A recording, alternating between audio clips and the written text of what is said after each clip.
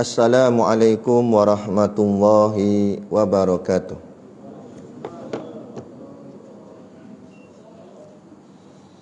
Ila hadrati sayyidina wa habibina wa syafi'ina Muhammadin sallallahu alaihi wasallam.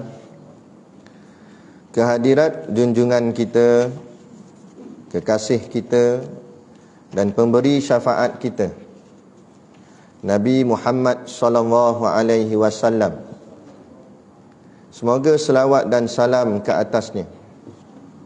Wa ila arwahi abaihi wa ikhwanihi minal anbiya'i wal mursalin.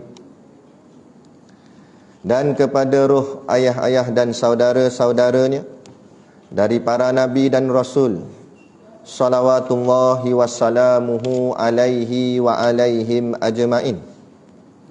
Salawat dan salam Allah ke atasnya dan mereka semua. Wa ala ali kulli wassahabati wal qarabati wat tabi'in. Dan ke atas keluarga semua dan para sahabat dan kerabat dan pengikutnya. Wabil khusus Al-Imam Hujjatul Islam Abu Hamid Muhammad bin Muhammad Al-Ghazali rahimahullahu ta'ala. Syai'un lillahi lahumul Fatihah.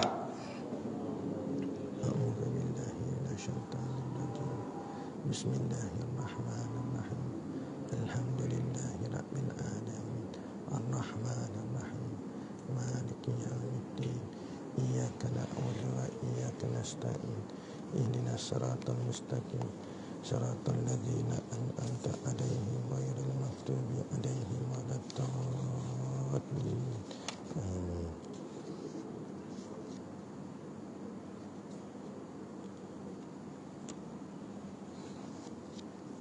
Bismillahirrahmanirrahim. Alhamdulillahi rabbil alamin. Wassalatu wassalamu ala asyrafil anbiya'i wal mursalin, Sayyidina Muhammadin wa ala alihi wa sahbihi ajma'in. Subhanaka la ilma lana illa ma 'allamtana innaka antal alimul hakim.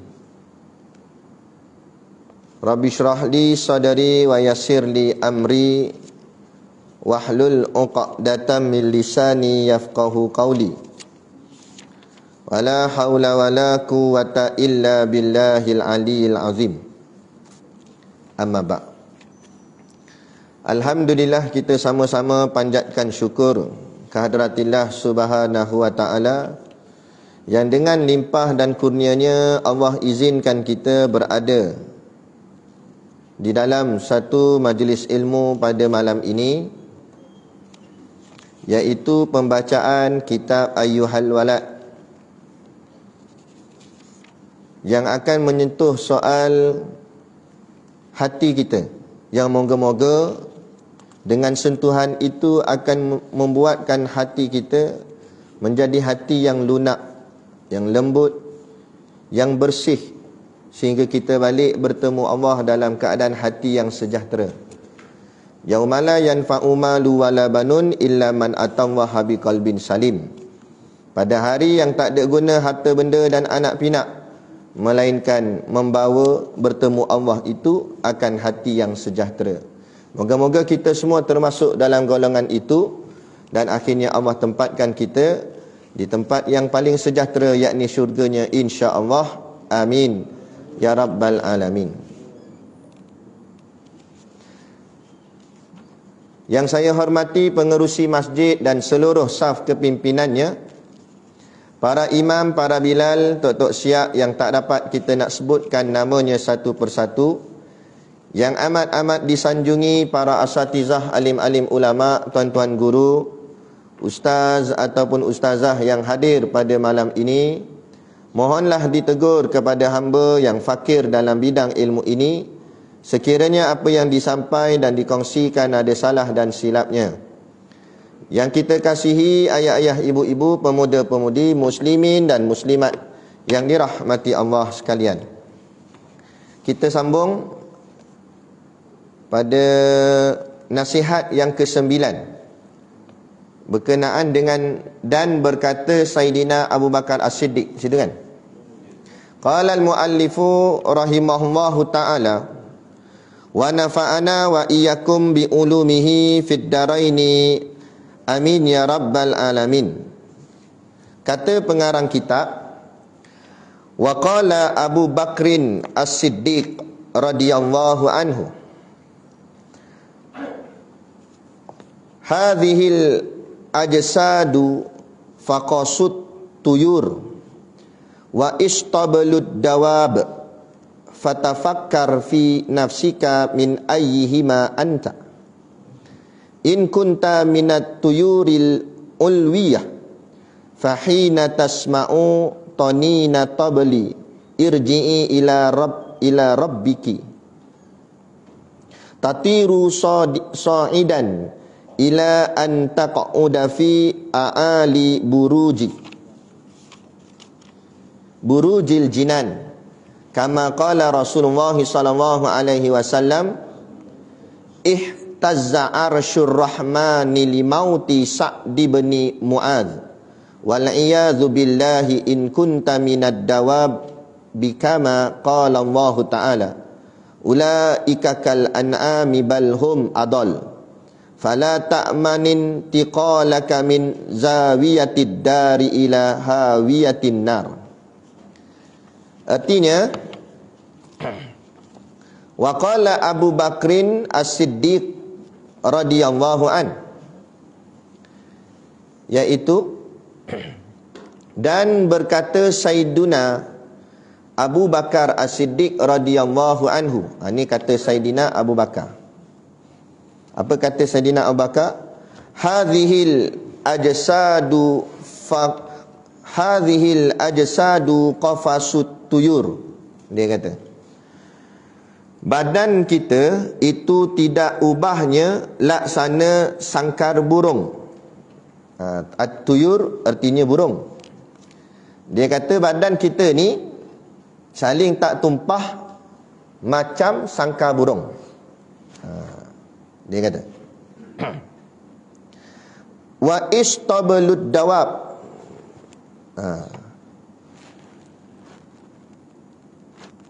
ataupun kandang binatang. Dia kata ataupun kandang binatang. Jadi dia kata badan kita ni saling tak tumpah macam sangkar burung, ataupun kalau tak sangkar burung pun macam kandang binatang. Kandang binatang di sini binatang ternak, macam kandang lembu ke, kandang kambing ke, begitu.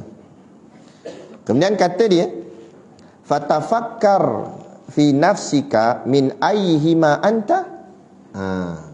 Dia kata, maka fikirlah baik-baik untuk dirimu dan tentukanlah bagi dirimu yang mana satu di antara dua perumpamaan ini. Dia kata. Kita ulanglah. Secara ringkas maksud dia. Sayyidina Abu Bakar kata, badan kita ni macam sangkar burung. Kalau tak sangkar burung pun, ataupun kandang binatang. Kandang binatang sini maknanya binatang ternakan. Ini lembu ke kambing gitulah. Maka dia kata, fikirlah kamu baik-baik untuk dirimu. Fikir baik-baik, menong diri kita, renung. Dan tentukanlah kamu tu yang mana satu. Sama ada kita ni badan kita umpama sangkar burung, ataupun badan kita ni macam kandang binatang. Yang mana satu kita. Tak faham juga apa maksud dia. Kita tengok. Lepas tu dia kata apa? In kunta minat tuyuril ulwiyah, jikalau engkau laksana burung yang terbang tinggi, fahina tasma'u tanina tabli, maka dia kata, maka ia akan terbang dengan riang gembira apabila mendengar seruan irji'i ila rabbiki radiyatan mardiyah.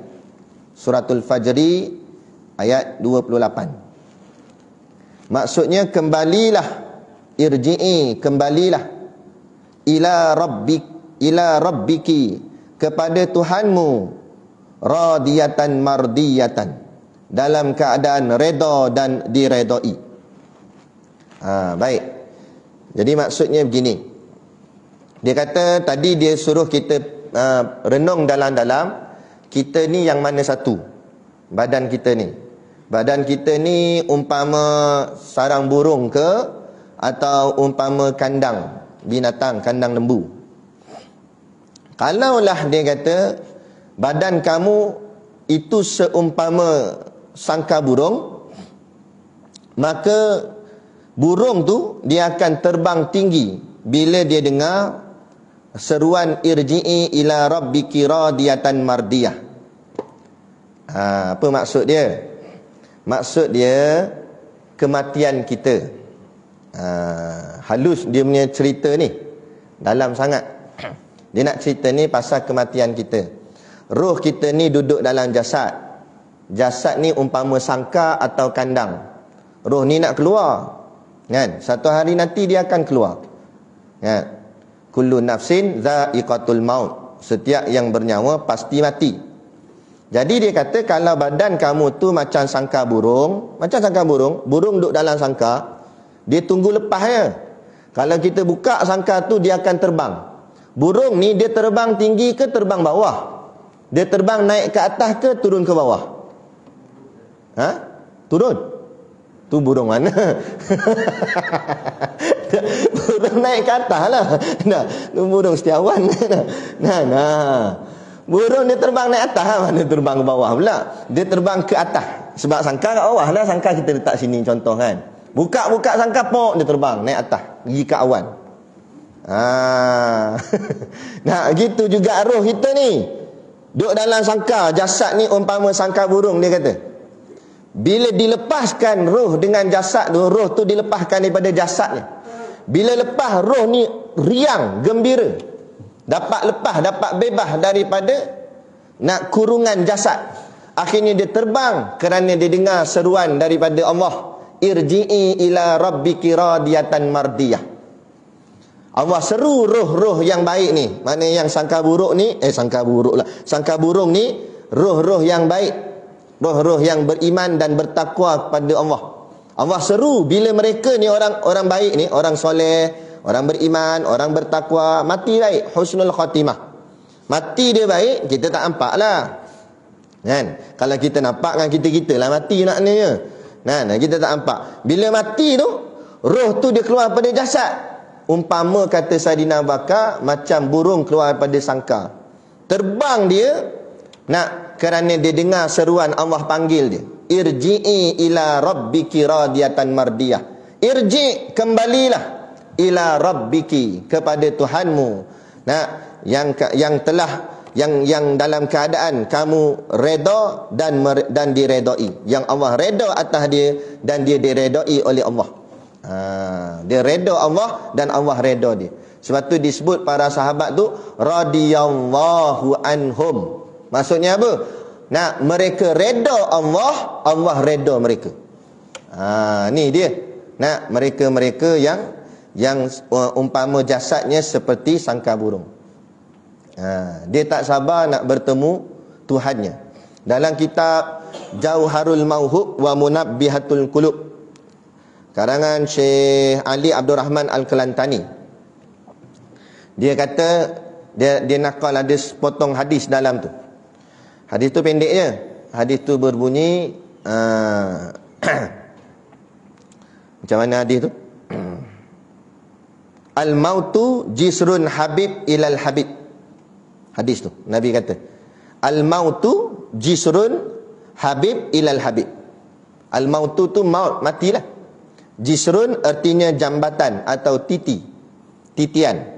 Jisrun ilal habib, daripada habib, jisrun habib daripada kasih, habib kasih, ila habib, ila kepada habib kekasih. Maknanya mati itu, kata Nabi, adalah seperti jambatan yang menghubungkan antara kekasih dengan kekasih. Siapa kasih dengan kasih ni? Hamba Allah yang dikasihi Allah. Hamba ni kasih pada Allah. Allah tu pula yang dikasihinya. Maka titik pertemuan kasih bertemu kekasih, hamba dengan Allah ni, kasih nak temu kasih, titik pertemuan itu namanya al-maut, mati. Tu kata mati adalah jambatan dan kekasih bertemu kasih. Dan memang pun dalam banyak-banyak yang lain pula lagi disebut juga, dunia ini penjara bagi orang beriman. Dunia ini payah, susah. Nak laksanakan agama payah, susah. Kita nak buat ibadat banyak gangguan. Kita nak dekatkan diri pada Allah banyak gangguan. Kadang kalau kita buat baik ada rintangan. Rintangan saja tak apa, musuh pula hadap di depan kita. Ada je tak kena. Kan? Tak tahulah betul ke tidak kan, tapi saya ada dapat maklumat ada satu penceramah, tak tahulah nama dia siapa, tapi ada disebutlah ada seorang ustaz ni, dia tegur pasal yang ada orang kita ramai-ramai pergi cuci kuil. Akhirnya ada orang report dia, dengan kata hampir 100 report. Akhirnya polis panggil dia untuk siasatan. Makna kata nak cerita, kita nak cakap benda yang hak, kita nak cakap benda yang benar, tapi ada rintangan dia. Inilah dunia. Inilah dunia. Dunia tempat bersusah payah, akhirat tempat bersenang-senang. Tengok lagu Hijaz ke apa dah, Robani kot. Sunnah orang berjuang ni kata. Pahitnya perjuangan kerana manisnya syurganya. Kan? Kalau kita tak boleh nak terima pahitnya perjuangan, jangan harap nak terima manisnya syurga. Macam kita nak sihat, kena telan ubat yang pahit. Manakan nak sihat kalau ubat yang pahit tak sanggup ditelan. Kita nak kesenangan di hari akhirat, kita nak gembira, nak bahagia, sini tempat bersusah payah. Kan? Macam orang bercucuk tanam. Ingat senang ke nak dapat hasil? Buat batah lah apalah, nak tanam benih, tengah-tengah panas berpeluh-peluh. Itu kata tu setitik peluh tani. Kan? Buat batah apa semua, dah buat pula kadang-kadang ujian macam-macam, banjir, rosak habis tanaman, ataupun kadang serangan daripada binatang perosak, kan, babi sondol ke apa ke, macam-macam hal. Nak boleh ke berjaya tu bukan senang. Nak boleh ke berjaya tu, sehingga kan kata hukama, wa mal ladzatu illa ba'da ta'ab, dan tidak ada kenikmatan kecuali setelah mengharungi susah payah. Nak dapat nikmat kena susah. Bak kata tok guru kami, Tok Guru Siddiq Nok, dia kata nak makan sedap, belanja kena sedap. Kita nak makan apa? Kan? Nak makan mahal-mahal, nak makan sedap-sedap, ikan siakak 14 rasa, tak main dah 3 rasa. Nak makan sedapnya, ayam tergolek-golek. Boh makanan sedap-sedap atas meja. Nak makan sedap, mana boleh setakat bagi RM2 je. Kan? Balik ke rumah, Jah beritahu bini, Jah masak sedap-sedap malam ni Jah. Ni ada member aku nak datang malam ni. Nak ambil duit pergi beli pasar. Berapa bagi? RM5. Nak beli apa RM5? Mana cukup? Nak makan sedap, belanja kena sedap lah. Mana belanja sedap? Kurang-kurang RM100. Bagi kat dia 100, dia beli macam-macam, ikan lah apa, ayam, daging apa semua. Barulah boleh menghasilkan lauk yang sedap. Lepas tu pula kata Tok Guru, walau belanja tu dah sedap, nak buat pula lama. Nak makan sedap bukan boleh. Kalau telur goreng je senang, pecah-pecah telur letak kat kuali, siap dah telur goreng. Dak ni nak buat apa, masak steam lah apa, panjang cerita, potong bawang, potong sayur, tumis lah apa semua, lama masa. Kadang-kadang berjam nak siapkan satu-satu makanan, kerana nak makan tu sedap. Itu Allah tunjuk hikmah dunia. Begitulah juga kita, untuk mendapatkan kesedapan akhirat, dunia ni kena bermujahadah, kena bersusah payah, kena bersungguh-sungguh, kena banyak berkorban. Korban itu, korban ini, korban masa. Kadang masa sampai tak ada nak juang, kenalah. Ni sampai relax relax je bakar kok daun depan rumah berjuang apa? Mana boleh relax berjuang? Oi, payah panjang cerita. Nah, pergi bincang ni, kalau contohlah, ni contoh aja. Kita ahli jawatan kuasa masjid. Nah, bukan bersenang-senang sebenarnya. Bincang macam mana karya kita, masyarakat kita ni. Masih lagi ramai tak datang solat jemaah. Masih lagi ni jahil bab agama ni. Macam mana nak buat ni? Bincang habis. Kita buatlah aktiviti habis. Biar duit sampai kering pun tak apa. Tapi kita fikirkan macam mana nak menyelamatkan ummah. Tu namanya berjuang. Dalam dok buat pasti ada orang akan petikai. Nak petikai tak payah kisah. Jangan dengar hirau. Jangan dengar orang yang nak merosakkan perjuangan agama. Tak payah layan. Kita tengok, kita mudahnya begini. Bila kita berjuang satu-satu perkara nak tegakkan agama Allah, kita tengok siapa yang lawan kita, siapa yang tentang kita, siapa yang memusuhi kita. Kalau yang lawan kita tu, kita tengok daripada golongan munafik, orang yang mengaku-ngaku Islam tapi sebenarnya dalam hati dia tak ada cinta pada Islam, tak ada sayang pada Islam. Ataupun yang musuh kita tu, yang lawan kita tu golongan kafir, orang kafir yang anti-Islam, yang benci pada Islam, yakni kafir harbi. Maknanya perjuangan kita tu betul jalan dia. Bila betul, jangan putus asa. Bila betul, jangan lari. Bila betul, maknanya Allah nak bagi hint. Aku hantar musuh serang kamu ni, kamu tengok musuh tu siapa dia. Musuh tu benar-benar musuh yang anti-Islam. Maknanya jalan kamu tu betul. Jalan terus, macam jalan para Nabi, jalan para Rasul, berhadapan dengan Fir'aun. Nah, jalan betul lah tu, teruslah. Jangan lari, jangan ngaku kalah. Tapi kalau kita duk berjuang tu, konon-konon juang lah. Tiba-tiba yang lawan kita ulama. Yang lawan kita tok-tok guru pondok. Yang lawan kita ustaz-ustaz dan sebagainya. Yang tegur kita dan sebagainya. Itu tanda apa yang kita buat tu mungkin silap. Mungkin salah. Sebab yang tentang kita, orang yang soleh-soleh, orang yang baik-baik. Jadi maknanya kita ni ada silap lah tu. Tak kena lah tu. Tapi kalau yang lawan kita tu memang benci agama, benci Islam, nak heran apa lagi? Patut jangan sedih, kita senyum. Alhamdulillah, makna perjuangan aku ni betul. Perjuangan aku hampir-hampir macam perjuangannya Nabi dan Rasulku. Inilah dia. Sebab tu Nabi dalam kitab Minhajul Abidin, di bahagian depan sekali, yang apa nama? Yang Jawi punya. Bukan yang Arabnya, yang Jawi punya. Dia ada cerita Syekh Syekh Daud. Syekh Daud ada cerita kat depan. Dia cerita tentang ada berlaku sebuah mimpi. Dalam mimpi tu ada 3 orang Nabi. Nabi kita Nabi Muhammad SAW. Kemudian ada 2 orang lagi, Nabi Musa dan Nabi Isa alaihi wassalatu wassalam. 2 orang Nabi, ada 3 orang Nabi sini. Kemudian bersembanglah 3 Nabi ni tentang umat masing-masing. Sampai kat turn Nabi kita Nabi Muhammad, Nabi kata apa kepada 2 orang Nabi ni? Nabi kata, aku berbangga dengan umat aku kerana ulama ummati ka anbiya'i bani Israel, kata Nabi. Ulama umat aku macam nabi-nabi Bani Israel, kata Nabi. Apa maksudnya Nabi? Maksudnya ulama umat Nabi Muhammad buat kerja kenabian, sanggup dicerca, sanggup dimaki, sanggup dibunuh, macam-macam hal kerana nak menegakkan agama Allah. Dia buat kerja tu macam kerja kenabian, walau dia bukan Nabi. Ini mulanya kerja-kerja perjuangan agama. Jangan pandang ringan, jangan pandang remeh. Biar kita penat, biar kita lelah.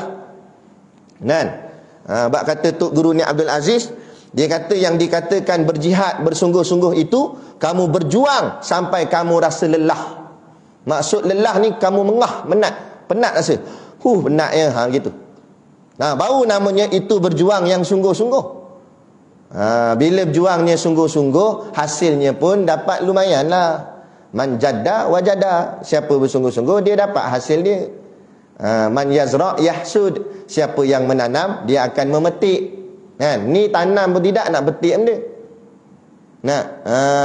Ngaji apa tidak, juang apa tidak, duduk sambil gulung okok daun.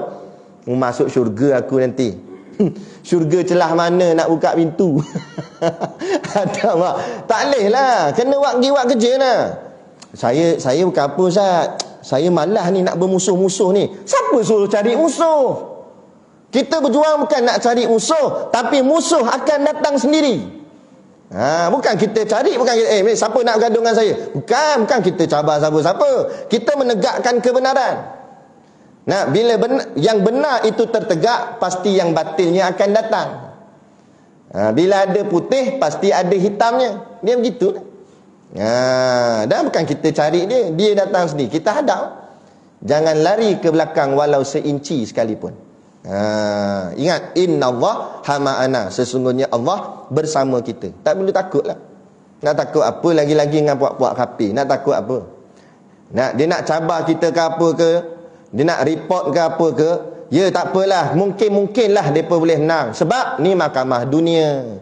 Mahkamah dunia, ya, mu boleh belilah, mu boleh buat apa. Tapi hari akhirat kamu akan dihumban oleh Allah dalam api neraka. Nak takut apa? Nak takut apa? Kita ada Allah, Tuhan yang sebenar. Mereka bukan bertuhan yang sebenar. Mereka kafir. Kan? Kena faham. Lepas tu ada marah tau. Mereka puak-puak ni. Dia marah sebab panggil dia kafir. Lepas tu nak panggil benda? Nak panggil apa? Dia kata non-Muslim. Lah non-Muslim tu kafir lah, kafir. Tak betul lah. Non-Muslim tu bahasa Inggeris. Kafir tu bahasa Arab. Bahasa Melayu bukan Islam. Sama makna. Kan? Sama makna. Bukan maksud bila kita panggil hey kafir, makna jahat. Tak kata jahat pun. Siapa kata kafir jahat? Kafir yang jahat ni kafir harbi, kafir menentang Islam.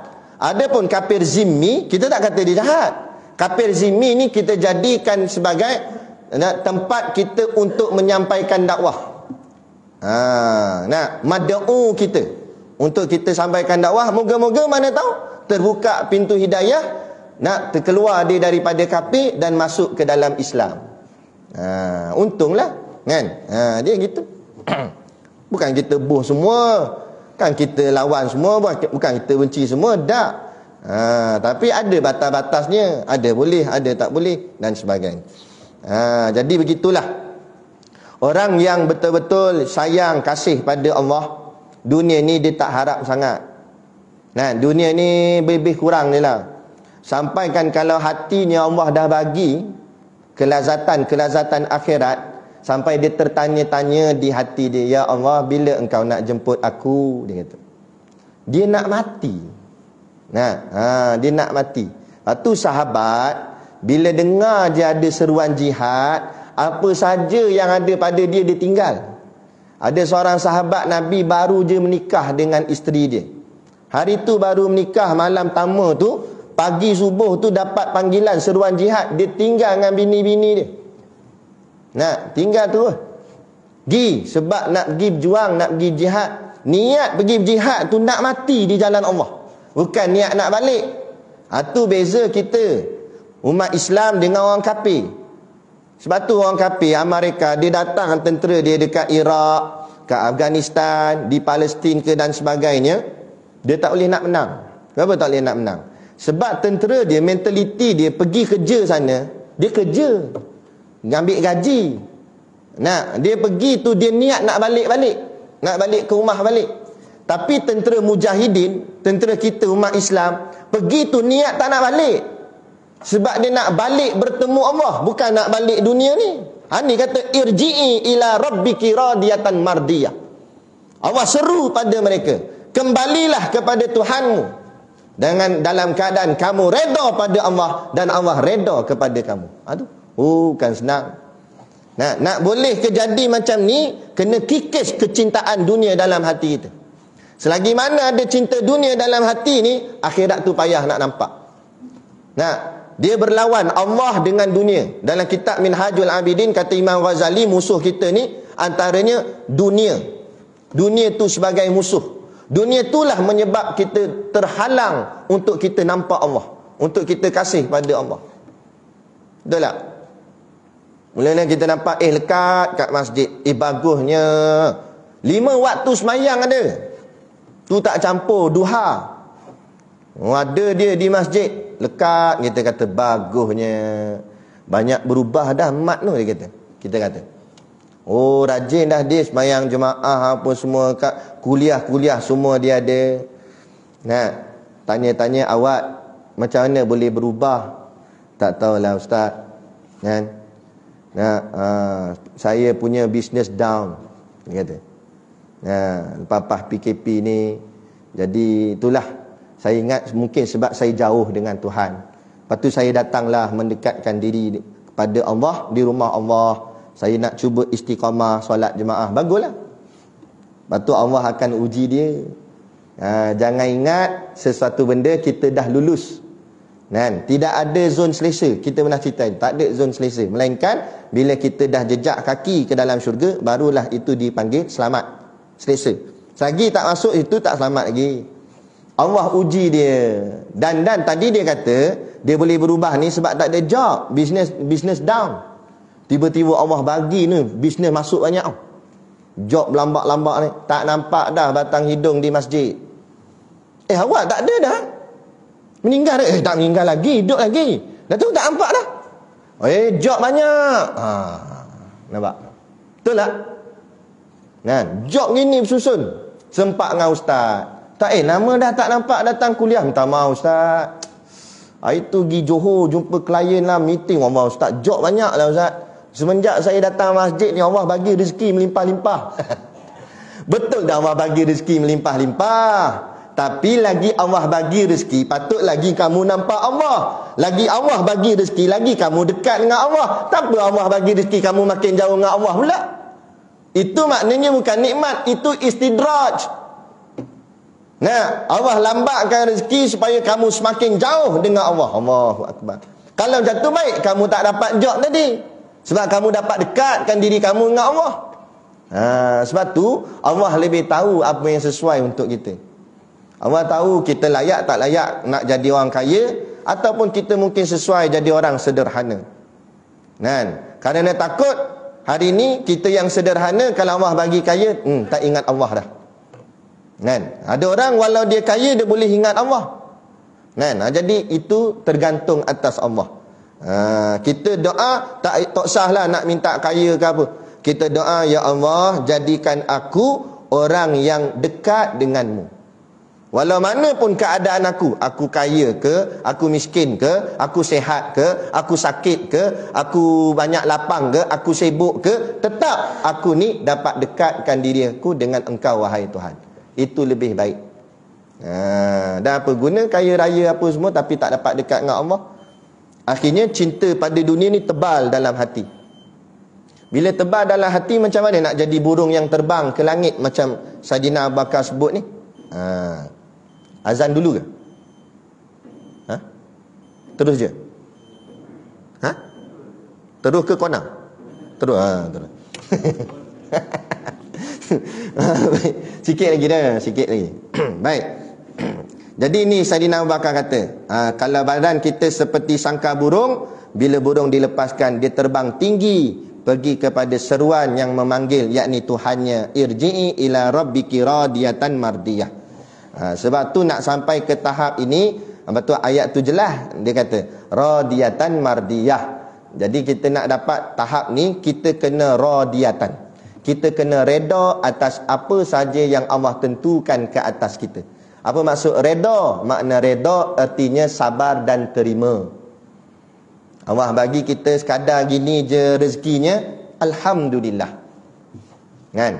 Allah bagi kita rumah sebiji, kereta kancil saja 850, alhamdulillah. Kerana itu rezeki yang kita reda atas Allah. Bila kita reda Allah, barulah Allah reda kita. Nah, ini tak puas hati sana, tak puas hati sini, tak kena, tak reda lah tu. Untuk capai reda, kita kena ada sifat qanaah nama dia. Makna sifat qanaah ialah merasa cukup dengan apa yang ada. Apa yang kita ada, cukuplah tu. Tapi kalau Allah beri, alhamdulillah, kita terima. Nah, kita tak sampai meminta-minta. Jangan meminta-minta. Melainkan betul-betul saat perlulah, sungguh memang memang susah sangat fakir miskin, itu lain cerita. Tak, kita ni yang sederhana. Tak usah minta-minta lah, cukup dah bahagian kita. Minta-minta jawatan, minta-minta pangkat, minta-minta harta, minta-minta naik gaji, minta-minta naik jawatan, macam-macam minta. Tak percaya tengok, siapa yang minta, dia tak akan dapat memikul apa yang dia minta. Dalam kitab Kifayatul Muhtaj, cerita tentang Isra' wal Mi'raj ni, kita nak dekat dengan Isra' Mi'raj ni. Nabi nampak ada satu orang, dia angkat seikat kayu api, diangkat. Lepas tu dia nampak lagi kat depan sana ada kayu api, dia angkat lagi seikat. Dah dua dah kat tangan dia ni. Lepas tu dia jalan ke depan, dia nampak lagi ada kayu api. Dia nak angkat yang kayu tu juga, padahal tangan dah penuh dengan dua ni. Bila dia nak angkat yang ketiga, kayu yang di tangan jatuh ke bawah. Lepas tu dia nak angkat pula yang keempat. Bila nak angkat yang keempat, yang ada kat tangan dia ni dah ada dah. Nak ambil pula yang keempat. Masa dia nak ambil, yang ada kat tangan jatuh ke bawah. Nabi tanya malaikat Jibril, apa ni, kenapa jadi begitu? Malaikat Jibril kata, inilah beberapa umatmu wahai Muhammad, bila diberikan satu amanah, dia nak amanah satu lagi. Tak cukup satu, dia nak yang ni nak pegang ni nak GLC, nak jadi ni, nak jadi tu. Oh, macam-macam, biru nak jadi biru. Lajnah ni apa marah, semua banyak-banyak dia nak pegang. Kalau orang lantik tu cerita lain. Dan ni dia yang minta, saya nak ni, saya nak pegang ni. Padahal yang satu dia pegang pun tak ada nak buat dah. Dah disibuk nak yang ni, nak tamak. Tamak dengan keduniaan. Begitulah orang. Akhirnya orang tadi tu yang angkat kayu tu, apa pun tak dapat. Sebenarnya satu kayu api pun dia tak dapat nak pegang, nak bawa. Sebab duk sibuk nak ambil yang lain. Gitu. Jadi sebab apa? Sebab jadi cinta dunia. Jadi kikihlah cinta dunia. Tak usahlah, dunia ni ala kadar sudahlah. Tuan-tuan, lagi banyak kita pegang, lagi besar tanggungjawab. Nak jawab tu susah. Sebab tu namanya tanggungjawab. Nak kena tanggung dan nak kena jawab. Susah. Selalu saya bagi contoh. Kalau jadi ketua kampung sini je lah, kampung Setiawan, contohlah kalau ada sini. Jadi ketua kampung, Allah akan tanya dia, kamu sebagai ketua di kampung kamu, anak karya kamu tak solat, apa kamu buat? Anak karya kamu ada buat maksiat, ada tikam nombor ekor, contoh, main judi, apa tindakan kamu sebagai ketua dalam kampung tersebut? Allah tanya. Tu baru ketua kampung. Atas lagi, panggil apa? Tok Sidang. Tok Sidang pula dia jaga banyak kampung. Allah tanya juga dia, takkan terlepas. Tok Sidang. Berapa banyak kampung bawah kamu? Kamu tahu tak berapa ramai yang tak tutup aurat? Apa tindakan kamu sebagai Tok Sidang? Jawab, tu baru Tok Sidang. Atas lagi, apa, DO ke apa benda, tak tahu saya. Ketua daerah ke, ketua parlimen ke, ketua DUN ke apa ke, boh lah. Lala kali menteri besar pegang satu negeri. Bayanglah, dalam negeri ada berapa banyak daerah, dalam satu daerah berapa banyak kampung. Habis nak jawab. Kamu sebagai ketua menteri besar, nama pun besar. Dalam negeri kamu ni tak melaksanakan ni. Orang ramai tak semayang Jumaat, tak semayang anak negeri kamu. Kamu buat apa? Tindakan apa kamu buat? Jawab, Sultan kena. Tak kira. Sultan atas dunia je, depan Allah Ta'ala hamba Allah. Naik atas lagi, Perdana Menteri 14 negeri duduk bawah dia. Jawablah, kamu jaga satu Malaysia 14 negeri. Undang-undang Islam tidak tertegak. Apa yang kamu buat selama kamu mentadbir? Di manakah mahkamah undang-undangku, syariahku, di mana kedudukannya?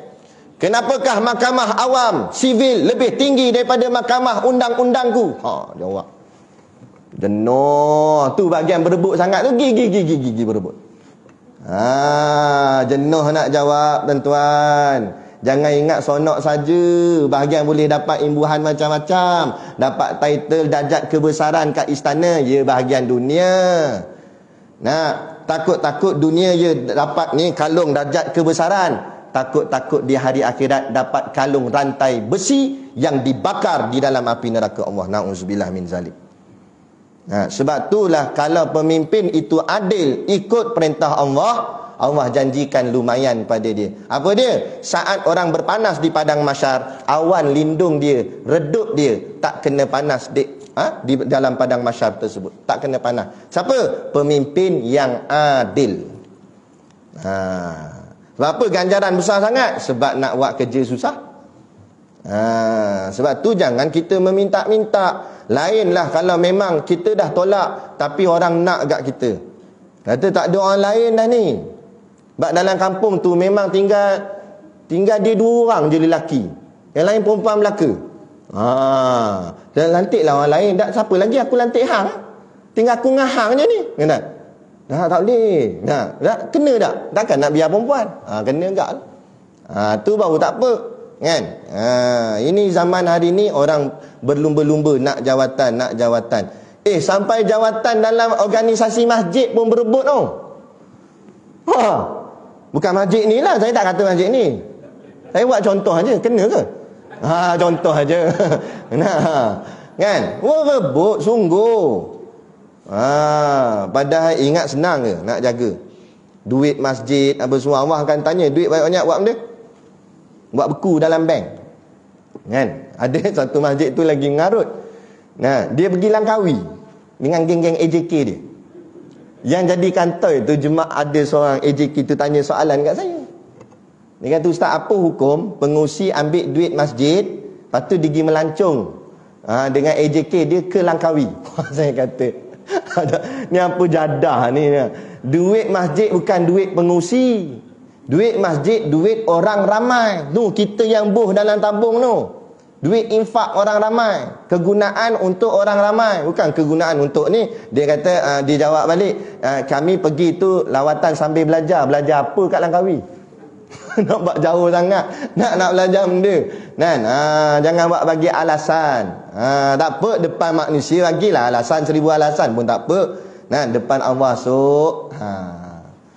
Mulut ni dikunci rapat. Yang akan bercakap, tangan bercakap, kaki bercakap. Jaga. Kan? Begitu buat tak boleh nak ni dah, tak boleh nak kona dah. Habis. Sebab tu tak salah bahagian dunia ni, tak salah nak berebut-berebut. Tak salah kita nak ni banyak, nak lepasnya tu payah tu. Diri kita pun ni kita semua ni khalifah dah. Mana tanggungjawab kita tu bini dengan anak kita. Bini satu, cara satu. Kalau 4, lagilah. Lepas tu jangan sonok saja poligami. Ya memang sonok, tapi bahagian tanggungjawab pun besar. Nak jaga anak bini ni nampak selai rambut, kena jawab. Ni anak kita dedah aurat, kadang-kadang pakai dah tudung tapi tudung jarang nampak getah rambut colour pink kat dalam tudung. Nampak lagi tu, tak boleh. Kadang pakai dah tudung, pakai baju. Tapi baju singkat atas daripada punggung, nampak bentuk punggung. Pakai pula seluar ketat, seluar jin. Ayah kan mainkan kopiah pegang tasbih. Mana. Anak gini goyang punggung.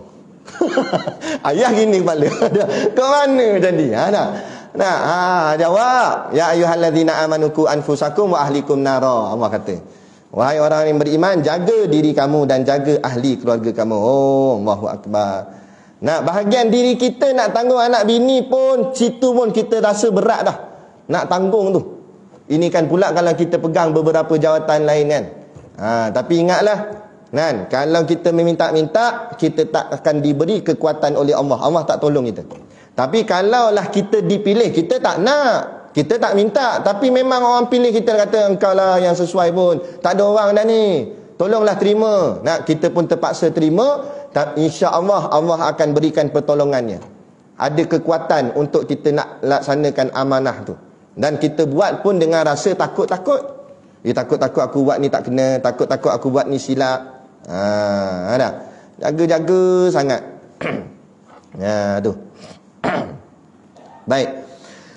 Kemudian dia kata, engkau akan terus terbang tinggi sehingga engkau akan hinggap di puncak pohonan syurga yang tinggi. Begitulah roh orang yang badannya seperti sangkar burung. Dibuka saja sangkar, rohnya terbang macam burung, naik ke langit, naik nak bertemu Allah. dan dihinggapnya kepada pohonan syurga, kata Saidina Abu Bakar. Ini seperti sabda Rasulullah SAW ketika Sa'ad bin Mu'az meninggal dunia. Nabi sabda masa Sa'ad bin Mu'az meninggal dunia, Nabi kata apa? Ihtazza arsyur rahman min mauti Sa'di bin Mu'az. Artinya telah bergegar arasy Allah ketika kematian Sa'ad bin Mu'az kerana kegembiraan menyambut rohnya. Allah, sampai gegar arasy Sa'ad bin Mu'az, sahabat Nabi. Kita Sa'ad Setiawan belum tentu lagi gegar arasy. Gegar apa tak tahu kan. Tapi ni sahabat Nabi terlampau gembiranya kerajaan di langit, malaikat-malaikat nak usung, nak bawa roh dia, seronok kan, sampai bergegar arasy. Lepas tu kita buat kerja, biar dunia orang tak kenal, tapi orang makhluk di langit kenal. Jadi macam Uwais Al-Qarni. Uwais Al-Qarni ni Nabi cerita kat sahabat. Uwais Al-Qarni ni kat dunia orang tak kenal sangat dia. Orang tak tahu pun siapa dia, sebab dia pun suka nyendiri, dia suka buat hal dia suka buat ibadat dia gitu. Dia tak terkenal sangat. Tapi kata Nabi, 7 petala langit semua malaikat menyebut-nyebut namanya. Sangat suka pada dia. Uwais Al-Qarni. Sehingga Allah angkat Uwais sebagai kekasih Allah, sehingga kan mulut Uwais tu jadi doa. Cakap apa pun makbul terus. Cakap je makbul. Jadi doa terus. Tu. Lepas tu wali-wali Allah, ulama-ulama yang tinggi martabat mereka itu, hati-hati. Sebab mulut mereka doa. Mereka cakap masin, jadi. Ada satu majlis tu, orang nak buat majlis selawat. Ulama nak buat majlis selawat, ada seorang syekh nak buat majlis selawat ni. Tapi lah bila buat majlis selawat, orang ramai. Bila orang ramai, kadang-kadang kita tak dan lah nak kontrol sangat SOP tu. Di mana yang dan lah, kita tawakal lah pada Allah. Arab Saudi buat konsert tak ada pun. Ni buat majlis selawat. Tiba ada pihak berkuasa datang dan ugut. Dia kata kalau ni kami akan saman 10,000. Syekh tu jawab benda. Kalau saman 10,000, anak angkat tangan berdoa, negeri ini akan banjir besar. Kalau kabut pegawai tu kata, tak, kita sama 1,000 je. Bahagian cukup syarat. Jangan main-main dengan kata-kata ulama. Jaga-jaga. Mulut mereka tu berbisa. Daging mereka kata ulama, daging ulama ini ialah dagingnya daging beracun. Siapa yang makannya pasti mati. Maksud makan daging ulama, yakni mencaci ulama, maki ulama, fitnah ulama. Dia akan balik kepada diri dia balik. Dia tak tahulah betul tak, tapi ada orang cerita kat saya, ada mana-mana yang terlibat dalam kes memali dulu, tak sempat taubat, teruk nazak dia nak mati. Teruk. Sebab dia ni terlibat dengan ni di nak bomnya pondok orang mengaji Ustaz Ibrahim Libya, pejadah kan pusat kegiatan pengganah ke apa. Ni jaga-jaga, jangan buat main-main. Mereka itu dekat dengan Allah, doa mereka dekat dengan Allah, hati mereka dekat dengan Allah. Kadang-kadang ada di antara mereka tu asal tidur je mimpi Nabi pun ada. Benda tu tak pelik sebenarnya, kalau Allah nak anugerah. Sebab mereka tu kuat munajatnya pada Allah, semayangnya, jaga tahajud, tak payah kata dah, tahajud tak pernah tinggal. Tahajud tak pernah tinggal. Kita bukan tahajud terkejut. Allah. Asal tengok je Allah 6:30 dah. Asal terlambat saja kita. Saya kata saya lah tu. Baik. Jadi telah bergegar, dan mudah-mudahan Allah melindungi engkau daripada menjadi laksana binatang ternak seperti firman Allah Ta'ala. Lepas tu yang keduanya, yang kedua ni badan, kata Sayyidina Abu Bakar, badan seseorang tu macam kandang binatang ternak. Dia kata Sayyidina Abu Bakar, jaga-jaga jangan jadikan jasadmu, badanmu seperti kandang binatang. Kenapa? Kerana firman Allah Ta'ala di dalam suratul A'raf, ulaika kal an'ami bal hum adall. Maksudnya ulaika, mereka itu kata Allah, kal an'am, seperti binatang ternak. Kal an'am kita terjemah tu terjemah orang cakap apa, terjemah lembut dah tu, seperti binatang ternak. Kalau kasarnya Allah kata mereka itu seperti lembu. Lembu kan binatang ternak. Bal hum adall. Bal tu bahkan, hum mereka itu adall, sesat. Allah kata mereka ni seperti binatang, seperti lembu, bahkan mereka itu adalah orang yang sesat. Mana binatang? Kenapa Allah bahasakan mereka ni seperti binatang? Tuan-tuan tengok binatang buat apa binatang? Ada tak binatang semayang? Tak semayang. Binatang ngaji tak kuliah? Ada lembu masuk surau, scan suhu, lepas tu tulis nama lembu, dia tulis tu. Dia duduk kat rehat, buka rehat. Ada. Binatang dia buat 5 benda: makan, minum, bekerja, berkahwin, kan? Lepas tu tidur. 5 benda. Kalau kita buat, kita hidup sepanjang hidup kat dunia ni pun 5 ni je kita buat. Kal an'am bal hum adall, kata Allah. Kamu tu seperti binatang.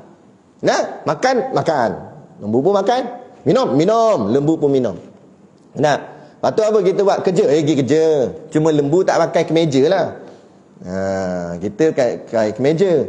Lepas tu kahwin. Lembu kahwin tak? Tak ada, Datuk Kadir dia tak ada lah. Tapi dia mengawan tu kahwin lah tu, kan? Lepas tu tidur. Dia tidur tak? Kita pun tidur tak? Harian kita gitu pusing. Lembu tu. Kalau doktor lembu. Kalau manager lembu. Cuma kemas lembu naik Myvi lembu. Lembu naik kereta lembu, smart lembu. Bila cakap gini dia marah. Mana sini Allah kata? Ulaika kal an'am, mereka itu seperti binatang, bal hum adall, bahkan mereka itu sesat. Tak, macam mana nak sesat? Ngaji agama tidak, sibuk ke dunia, tak sesat itu. Padahal kita ni tempat asal usul kita, ingat Nabi Adam AS diciptakan di syurga, bukan di dunia. Dicipta di syurga. Makna syurga itu kampung halaman kita. Kita dunia ni ibarat RNR, kata tok guru kami. RNR je dunia ni, kita sambil jalannya. Tempat kita nak balik syurga Allah. Sebab itu tempat asal usul kita. Tiba-tiba dunia ni dia pulun. Ada ke orang pergi RNR pergi siap buat rumah? 2 tingkat siap dekat tu, tempat parking. Orang singgah RNR ni nak buat apa? Nak kencing, nak minum kopi, atau nak tidur sekejap, nanti nak sambung balik jalan. Gigi sat-sat je. Tak, dia bawa dengan lori-lori simen apa semua dia bawa, buat rumah. Pegawai pelah datang, nak buat benda ni. Tak, saya nak duduk sini. Mana boleh duduk sini ni RNR. Tak kira. Saya nak duduk sini. Tu kan. Orang panggil bodoh gila. Bodoh mamat ni kata. Apa buat rumah RNR? Mana boleh buat rumah? Kata. Samalah. Bukan suruh tak boleh buat rumah dunia ni. Buatlah rumah. Tapi ala kadar saja. Bahagian nak bertumpang teduh daripada kena panas matahari, hujan. Gitu saja. Ni tak buat rumah macam tak nak balik langsung lah. Siap dengan kolam renang macam pandai berenang. Lah kali mati lemah kat situ. Nak buat hebat-hebat nak ke mana? Rumah besar rumah. Lah kali masa anak ramai ya Rio rendah. Kan anak kita kecil-kecil dah masing-masing dah pakat besar, habis ngaji universiti apa semua. Yang seorang duk Johor, seorang duk Sabah, seorang duk Kuala Lumpur, seorang duk macam-macam jauh. Yang London pun ada. Lah kali tinggal kita berdua kat rumah, laki bini. Kena pula Allah ambil salah seorang. Yang eloknya bini dululah. Sebab kita ni kahwin lain. Tinggal seorang je kat rumah. Tinggal seorang. Apa rasa? Duit banyak ni berkepuk-kepuk dalam bank. Nak buat apa? Sebut jerit tu melantun balik ke dia. Woi. Ada rumah tak ada lampu, macam gua dah. Kena pula penyakit, dah makin koi tua, penyakit macam-macam, jalan tak larat, kena papah ni, kena pegang dinding. Lepas tu rasa nak terkencing ni. Bilik air belakang, bilik air tu dia kat 4 kilo. Rumah besar, jauh nak pergi bilik air. Rumah besar sangat, buat bilik air sampai jauh. Lah kali ni meraba-raba dinding nak pergi bilik air, lah kali tak sempat kencing situ gak. Berapa sebab besar sangat. Bukan rumah tu biasa je. Senang nak pergi bilik air, senang.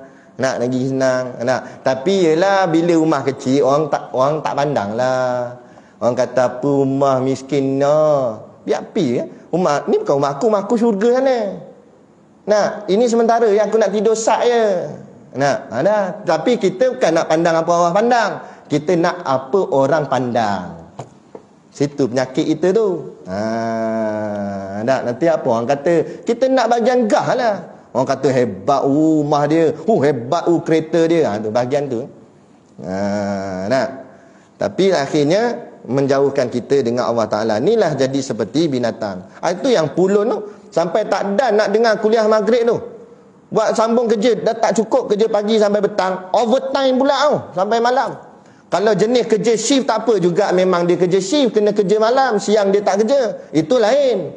Dak ni kerja dah pagi sampai petang. Nak sambung malam lagi. Lembu tadi pun. Al-an'am tadi. Pun balik petang masuk kandang. Kal an'am.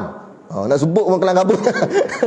Nah, lembu pun tengok tak balik lagi. Kami lembu pun balik dia kata. Nah, jangan marah tuan-tuan. Dah ni kitab kata, kan saya kata. Kan?